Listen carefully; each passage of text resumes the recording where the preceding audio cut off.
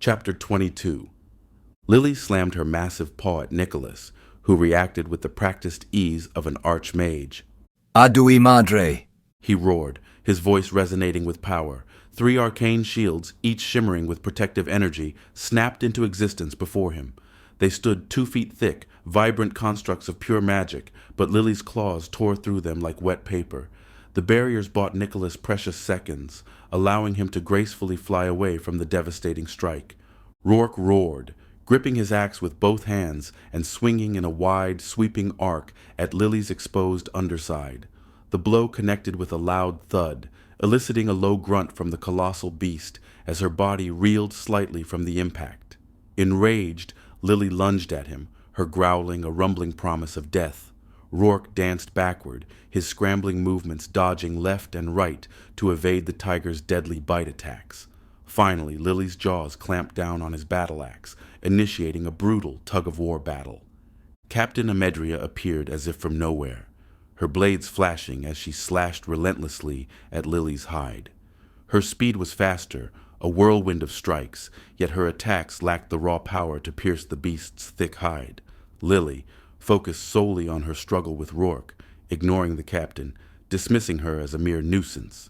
Suddenly, an arrow whistled by, followed by a volley of others. One, perfectly aimed shot, buried itself deep in Lily's eye. A piercing, guttural howl ripped through the forest, shaking the very roots of the trees. Lily released her grip on Rourke's axe, giving the lieutenant a desperate moment to scramble away and regain his breath. With a menacing snarl, Lily raised a paw, each massive claw glowing with an ominous purple light. She slammed it down, sending out a shockwave of violent, concussive energy that tore towards the aiding soldiers. Amedria lunged to intercept, but only managed to deflect one of the 3 energy waves. But it was not enough. The other 2 waves crashed into the ranks, shredding 2 soldiers into bloody, unrecognizable piles of meat. Amedria pushed herself up from the ground, coughing blood, her body screaming in protest. She felt a profound, sickening powerlessness, her mind issuing commands that her body struggled to obey. Dante stood motionless, his eyes scanning the chaotic battlefield, his mind racing to conjure a spell that wouldn't inflict more collateral damage. Dante! Nicholas's voice cut through Dante's thoughts. Don't worry about the particulars. We need wild and strong attacks. Okay. Be careful what you wish for, old man. Dante muttered, his voice barely a whisper as he closed his eyes. He drew in a long, shuddering breath, and the sounds of battle seemed to fade into an unnerving silence around him. Then his eyes snapped open, blazing with a glowing purple light. His scars on his chest and arms began to glow with the same eerie luminescence. Everyone on the battlefield, and even the monstrous Lily, stared in an almost trance-like state as they tried to comprehend what was happening. Slowly, the sky above the dense forest and over the entire kingdom of Ashrioa began to darken with an unnatural, ominous gloom. Then meteors, varying in size, streaked across the heavens, leaving fiery trails in their wake. A chilling dread rippled even through Lily. Across the lands of Ashrioa. In the bustling dwarven city of Gemika Mountains, the clamor of hammers on anvils suddenly ceased. An elderly dwarf stumbled out of his workshop, his beard adorned with shiny mithril rings, as he wiped the soot off his forehead. His eyes widened in disbelief as a meteor, trailing a fiery tail, scorched the sky above mountain peaks. By the ancestor's beard! He rumbled, his voice laced with fear. What in the blazes is going on? Miles away, in the Leatre wood, amidst the ancient Everwood, a young elven archer was practicing her aim. She paused, her bowstring still taut, as the light filtering through the ancient canopy dimmed. Her keen eyes watched in horror as a fiery streak descended, lighting up the sky. Fear struck her, and she collapsed to her knees. A colossal meteor was streaking fast towards her location. Across the Great Plains, near the nomadic demi-human settlements, a gathering of centaurs and beastmen were engaged in a lively trade. The ground beneath the centaurs' hooves vibrated with an unfamiliar tremor. Kusi, A wise beastman elder pointed a trembling hand at the sky. The sky spirits are displeased. He announced. A great change is upon us. Even in the rugged orcish territories of the Barnus Desert, where life was a constant struggle for survival, a strange silence fell over the war bands. A hulking orc chieftain paused mid-feast, a half-eaten boar leg in his hand. He looked up, his tusks glinting in the unnatural light of a falling meteor. What the? He grunted, fear in his usually defiant eyes. Back in the city of Thesian, within the grand chambers of the royal palace, King Hawthorne stood by Queen Shira, discussing matters of state. A sudden, profound darkness enveloped the throne room, plunging it into an unsettling twilight. Hawthorne strode to the grand arched window, his regal brow furrowed with concern. As the first fiery streak tore across the now blackened sky, illuminating the panicked faces of his subjects in the city below, a single word escaped his lips, barely a whisper. My God, is this Dante's doing? Queen Shira came beside him, rubbing his arm in worry. The meteors seemed to be going in all different directions. Some threatened to hit Thesian, and he could only hope they could be struck down before they landed. Visions of that fateful day with the cosmic dragon surfaced in his mind, and a cold sweat almost threatened to overtake him. Nicholas's face etched with a growing dread as he watched the devastation Dante was unleashing. He had miscalculated how widespread Dante's magic could be. There was bound to be collateral damage, but he couldn't afford to think about that at the moment. He soared higher, attempting to direct the nearest falling meteors. He knew he couldn't control them all. One massive meteor, trailing a fiery tail, plunged towards Lily. She coiled and leaped, intending to swat it aside. But Rourke lunged, hurling his battle axe in a surprise attack, the steel tearing into Lily's side. The strike, though shallow, momentarily threw her off balance. The meteor detonated on impact, blasting her to the ground, in a shower of dirt and splintered trees. Dante raised his hands like a conductor orchestrating a symphony of destruction. The very ground groaned in response. Enormous, jagged shards of stone, some as large as small houses, erupted from the ground, tearing through the forest floor with a guttural roar. They became a deadly, unceasing hail of projectiles, whistling through the air with lethal intent. Nicholas had sweat beading on his brow, weaved his hands with a focus born of desperation. He was guiding the meteors and stone spears, consuming a lot of energy, each guiding spell a painful, agonizing drain. His mana well felt like a drying riverbed. Yet he continued to unleash his arcane power in precise, concentrated bursts of force and light. He applied his magic to Dante's own chaotic attacks with subtle arcane nudges, guiding Dante's wild power into effective assaults against Lily.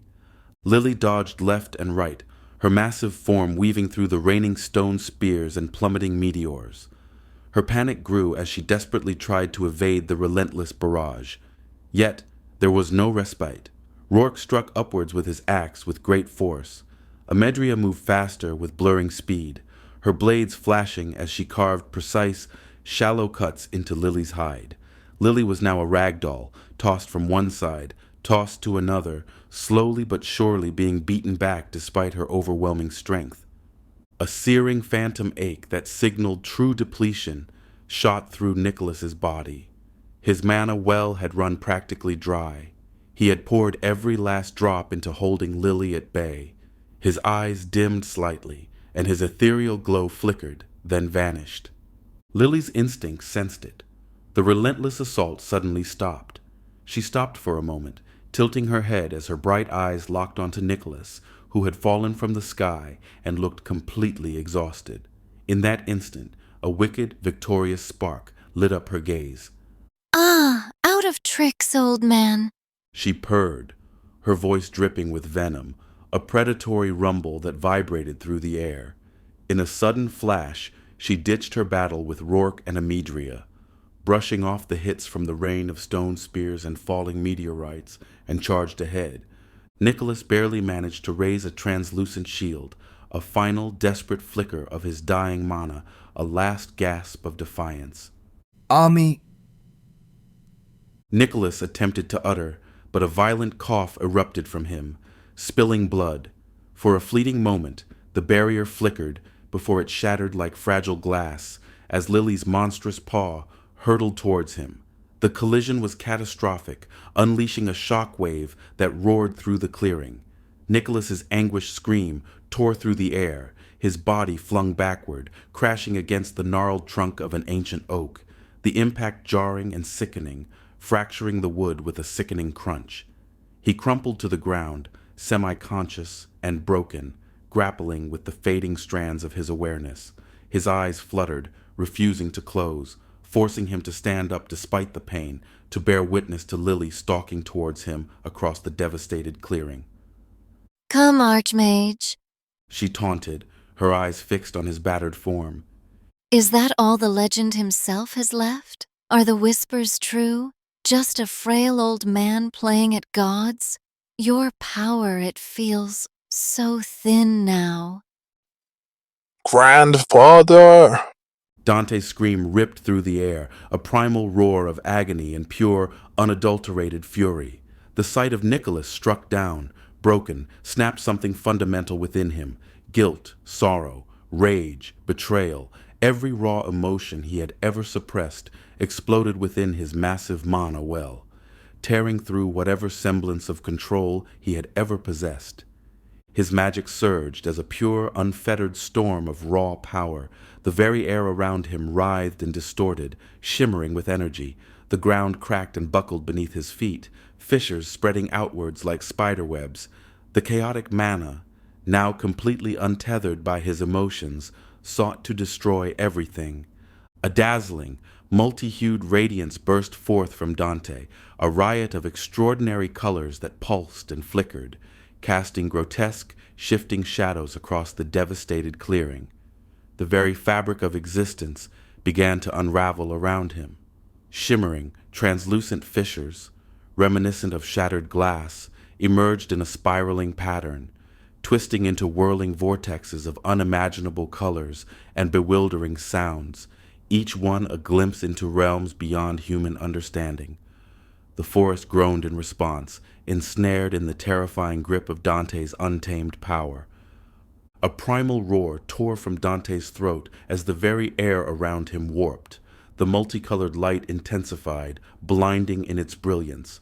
Lily recoiled as the ground beneath her began to twist, shimmer, and then shrink.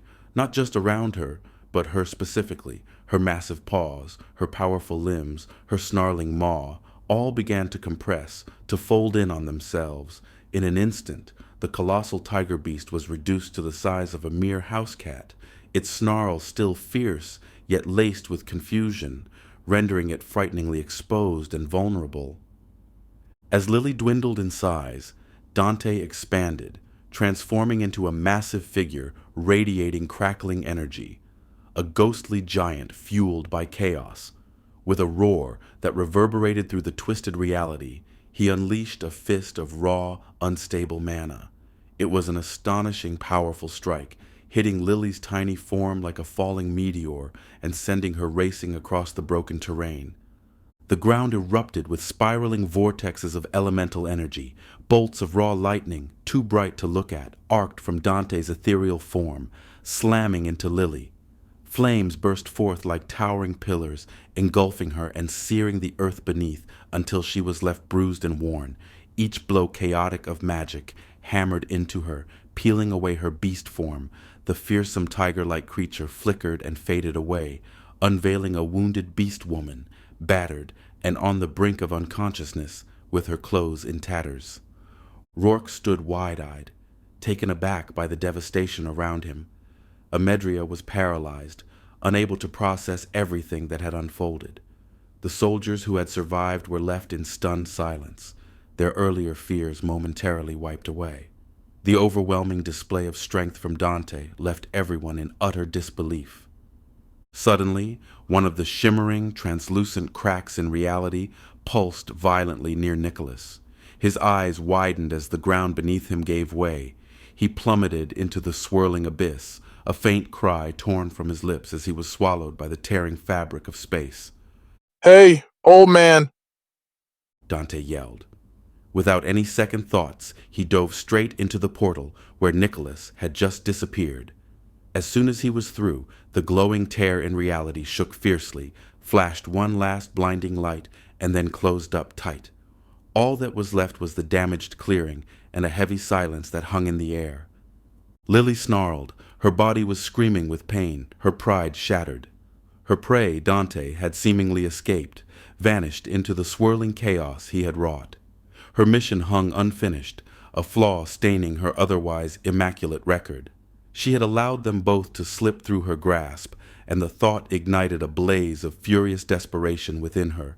Convinced that Dante had wielded the portal as a treacherous ruse for his escape, she clung to the last remnants of her strength. With a fervent determination, she hurled herself into the slightly smaller tear that flickered nearby, chasing after him just as it threatened to vanish. Prince Dante! Rourke heard Amidria's desperate cry and saw her disappear into the void. "Damn it! Chase after them, let's go!" he roared, trying to lead his few remaining men towards the last, rapidly closing tear in reality. They charged into the gaping rift, but the orc made an instantaneous, unimaginable choice. With a grunt of sheer force, he seized Rourke, hurling him back. Rourke blinked in astonishment. He stumbled backwards, propelled by his friend's urgent push. Gasping, he turned to look at the orc. Go, Lieutenant! Tell the king what happened! Unwavering, the orc held his gaze for just a heartbeat before surrendering to the engulfing rift. The shimmering tear snapped shut with a sound like ripping cloth, leaving Rourke in a haunting silence, utterly alone in the charred and smoldering clearing. He gazed at the void where reality had been violently torn apart mere moments before. The ground lay blackened and broken, pockmarked with deep craters. Uprooted trees sprawled across the scene, their gnarled branches contorted into grotesque forms, resembling skeletal hands reaching towards an unfathomable emptiness. The silence that enveloped the area after the final tear was oppressive, a jarring and haunting stillness that stood in stark contrast to the elemental chaos that had swept through moments prior. The air was thick with lingering traces of magic, a faint ache that lingered in the atmosphere. Then, emerging from the shadows of the damp woods, was Lyra, the elven scout. She glided closer, her slender figure deftly navigating the wreckage, taking in the magnitude of the devastation before her.